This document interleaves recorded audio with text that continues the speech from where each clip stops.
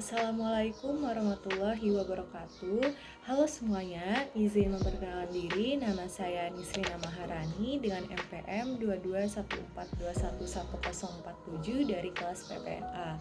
Pada video kali ini saya akan jelaskan mengenai alat mesin pertanian, yaitu mesin pencacah pelepas sawit, untuk menyelesaikan tugas mata kuliah mekanisasi pertanian dengan dosen pengampu Bapak Dr. Marel Telaumbauna SPP MSc. Pokok bahasan pada video kali ini ada 3. Yang pertama, jenis dan fungsi mesin pencacah pelepas sawit. Yang kedua, bagian-bagian, fungsi, dan cara kerja mesin pencacah pelepas sawit. Dan yang ketiga, kapasitas kerja atau kapasitas produksi mesin pencacah pelepas sawit, dan perbandingan dengan menggunakan alat modern dengan alat manual. Mesin pencacah pelepas sawit dapat kita lihat pada gambar berikut.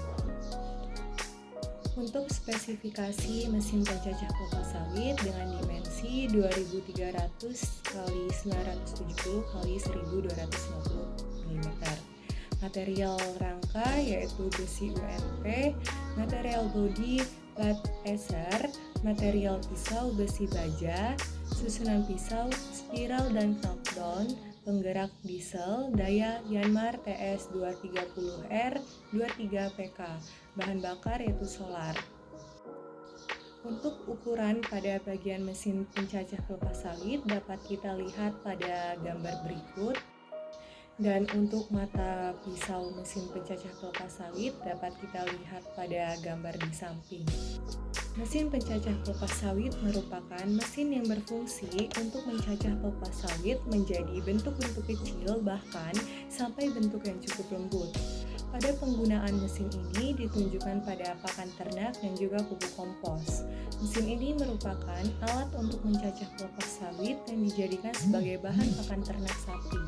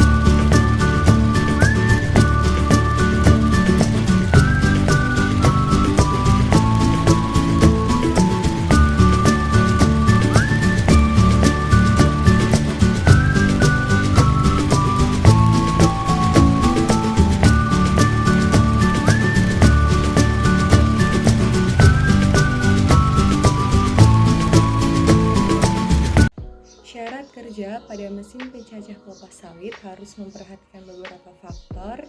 Yang pertama ada faktor kekuatan mesin, yang kedua desain pisau pencacah, dan yang ketiga kemampuan mesin untuk menangani materi yang keras. Mesin pencacah pelepas sawit harus kuat dan tahan lama untuk menangani pelepas sawit yang keras dan besar. Mesin pencacah pelepas sawit harus dirancang sedemikian rupa agar terhindar dari kemungkinan kerusakan saat mengolah materi yang keras. Pada bagian-bagian mesin pencacah pelepas sawit terdapat 12 bagian. Yang pertama mesin penggerak, puli penggerak, sabuk V, puli yang digerakkan, ruang sampel, saluran masuk bahan, saluran keluar hasil, kipas pendorong, pisau pencacah, poros, bantalan, dan rangka. Pada bagian penggerak mesin pencacah pelepas sawit menggunakan motor solar, energi penggerak yang digunakan pada mekanisme mesin pencacah pelepas sawit adalah motor solar dengan daya sebesar 8 HP atau 1,25 kW. Puli berfungsi sebagai penggerak. Puli yang ditempatkan pada poros digerakkan oleh puli yang ada pada motor solar dengan menghubungkan sabuk pada kedua puli tersebut dengan ukuran diameter puli penggerak yaitu 10 cm atau 4 inci dan diameter pada puli yang digerakkan adalah 14 inci. Sabuk V terbuat dari karet sintetis, karet berserat kanvas atau karet berserat dan berinti. Sabuk jenis ini digunakan untuk mesin-mesin pertanian, mesin perkakas, mesin garmen. Sabuk V unggul digunakan untuk mesin-mesin otomotif karena tahan panas dan minyak serta mempunyai kekuatan yang tinggi. Ruang sampel pada mesin pencacah pelepas sawit merujuk kepada area atau tempat di mana sampel pelepas sawit diambil untuk dihitung atau diukur.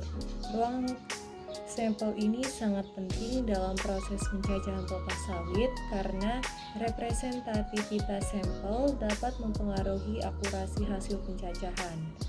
Dalam mesin pencacah pelepas sawit, ruang sampel dirancang untuk memastikan bahwa sampel yang diambil mencerminkan secara akurat dan kondisi sebenarnya dari seluruh pelepas sawit yang masuk ke dalam mesin.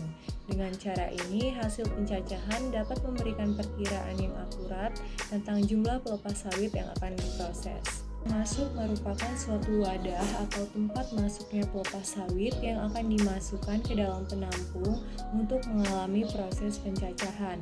Corong masuk ini terbuat dari besi plat dengan ketebalan sebesar 3 mm dan pembuatannya dan cara dilas pada tiap-tiap sudutnya sehingga akan membentuk corong sesuai dengan rancangan.